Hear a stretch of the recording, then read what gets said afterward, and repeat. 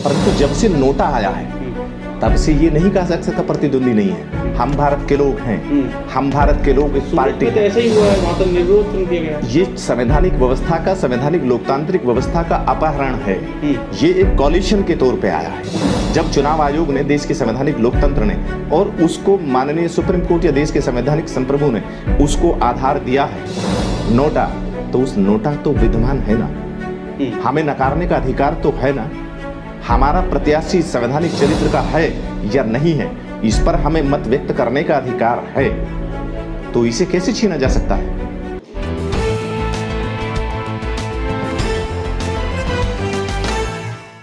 जिस तरह से भाजपा अपने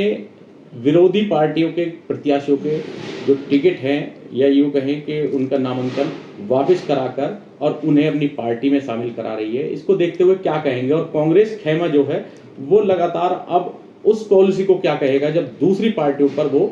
बीजेपी की बी टीम होने का आरोप लगाते हैं? आज देश में संवैधानिक लोकतंत्र का महापर्व है, चल रहा है, चुनाव हो रहा है, परंतु जिस तरह से दिखाई दे रहा है कि प्रत्याशी आवेदन कर रहे हैं और देश में सबको चुनाव लड़ने का जो योग्य है, अपनी योग्यता स्थापित करने का अधिकार है। प्रत्याशी, निर्दलीय प्रत्याशियों ने लगभग हर सीट पर 10-10, 12-12 निर्दलीय प्रत्याशी चुनाव भरे हैं और जितनी मुख्य पार्टियां हैं, राजनीतिक पार्टियां, उन्होंने भी आवेदन किए हैं। परंतु चुनाव आयोग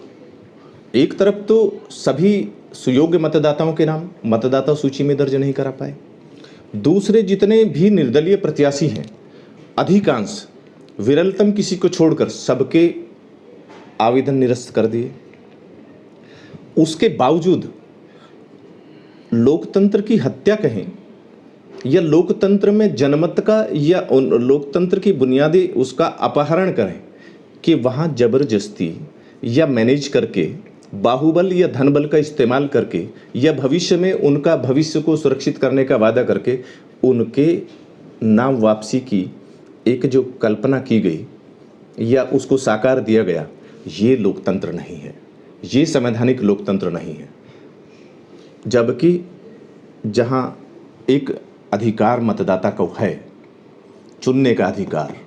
अगर कोई भी प्रत्याशी नहीं बचेगा तो नोटा है, जहाँ उसे ये अधिकार है कि मैं इसे नहीं चाहता, इनमें से भी कोई नहीं, तो सरकार या चुनाव आयोग या संविधान के संप्रभु या संविधान के रक्षक माननीय सुप्रीम कोर्ट को इस पर संज्ञान लेना चाहिए कि हमसे या आम मतदाताओं से, देश के मतदाताओं से, देशवासियों से जनप्रतिनिधि को नकारने का जो अधिकार है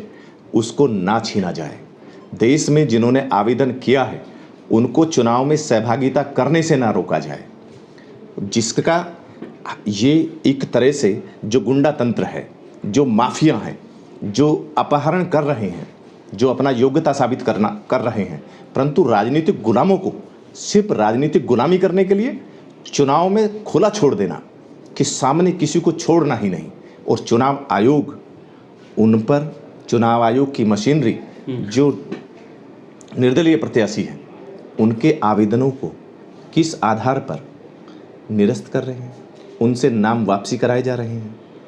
राजनीतिक पार्टी के, राष्ट्रीय पार्टियों के प्रत्याशियों के नाम वापसी कराए जा रहे हैं, तो इसे लोकतंत्र कैसे कहा जा सकता है? इसे लोकतंत्र नहीं कहा जा सकता। जहां देश में आज भी अशिक्षा की इतनी स्थिति है, ऐसी अशिक्षा की स्थिति में जिनका संवैधानिक चरित्र देखना ये चाहिए आवेदन भरते समय कि जहां प्रत्याशी को ये देना पड़ता है कि मैं देश की संवैधानिक व्यवस्था, लोकतांत्रिक व्यवस्था में अपना विश्वास रखूंगा, उसके सुरक्षा के लिए प्रयास करूंगा, तो चुनाव आयोग क्या उस शपथ से, संवैधानिक शपथ से, चुनाव आयोग की जो जिम्मेदारी और जवाबदेही, जो उत्तरदायित्व है, उससे बंधा हुआ है? माननीय सुप्रीम कोर्ट संविधान के रक्षक हैं, संरक्षक हैं, वो उसको सुनिश्चित करें कि देश की जो बुनियाद है, संवैधानिक लोकतंत्र का महापर्व है, उसका अपहरण करने से, उससे चुनाव लड़ने से बेदखल करने का जो हथियार बनाया गया है, जो प्रोपेगेंडा बनाया गया है, नाम वापसी से या उनके नाम निरस्त करने से, इसको रोका जाए, देश के लोकतंत्र के हत्या होने से रोका जाए। यहाँ बात कांग्रेस की नहीं है या बसपा की नहीं है, देश की है, देश की संवैधानिक व्यवस्था की है, लोकतांत्रिक व्यवस्था की है। चुनाव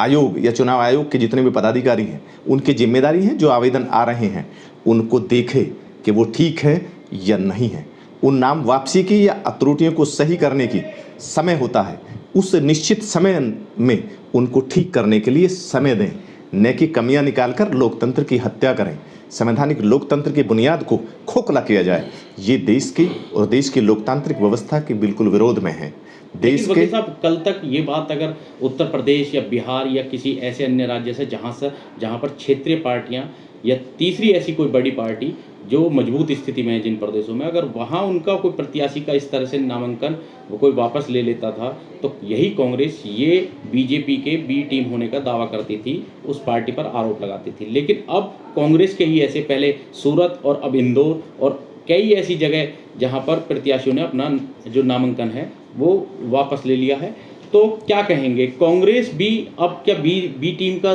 टैग ले लेगी इन सब कारणों के चलते, या अपने घर के भेदियों को ही नहीं पहचान पा रही है कांग्रेस? आज देश में सवाल ये है, कांग्रेस बी टीम है या कोई और दूसरी सी टीम है, उसका नहीं है। क्या चुनाव आयोग सत्तारूढ़ पार्टी की टीम है या संवैधानिक पदाधिकारी या संवैधानिक पदों पर बैठे हुए लोग हैं, वो सत्तारूढ़ पार्टी को सत्ता में बनाए रखने का प्रयास कर रहे हैं?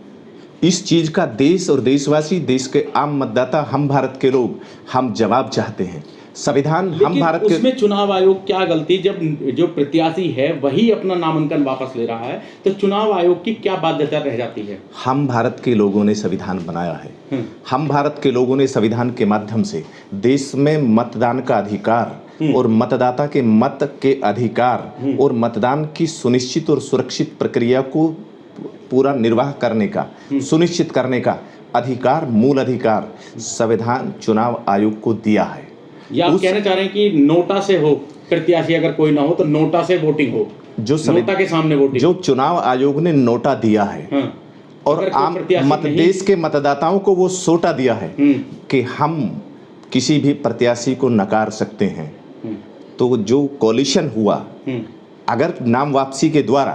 कॉलिशन हुआ लोकतंत्र को हड़पने का या मतदाताओं से उसके मताधिकार को, मत के निर्णय को, उसके आकार को हड़पने का, उसका अधिकार है मतदाता का कि वो उसको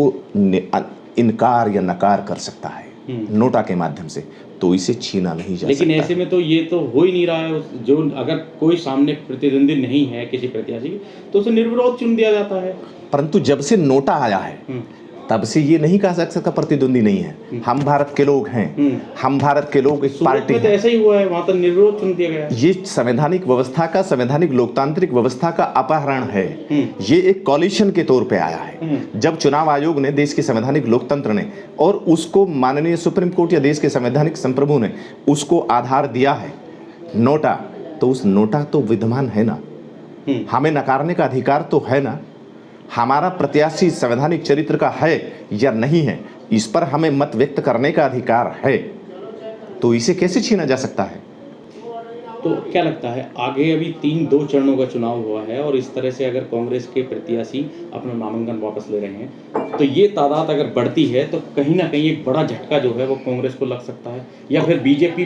पूरी तरह से जो है अब चुनाव में आ चुकी है और हर स्थिति पर, हर परिस्थिति पर चुनाव जीतना चाहती है, आपको लगता है? ये बीजेपी का और सत्तारूढ़ पार्टियों का डर है और उस डर को पोषित कर रहे हैं। बी टीम बन के या कदाचार करके संवैधानिक कदाचार हो रहा है, लोकाचार तो मैं कह नहीं सकता, परंतु लोकतंत्र का अपहरण हो रहा है। जहां ये कॉलिशन हो रहा है, दुर्भय संधि हो रही है संवैधानिक संस्थाओं पर बैठे हुए संवैधानिक पदाधिकारियों के द्वारा, फिर तो पहले नोटा को खत्म करना चाहिए। अगर इन पे इतना वो है कि इन्हें अपने काम पर इतना विश्वास है तो प्रत्याशियों के नाम वापसी क्यों कराए जा रहे हैं? इस वीडियो में कही गई सभी बातें वक्ता की अपनी राय है, जिसकी पुष्टि हम या हमारा चैनल नेशन टाइम नहीं करता।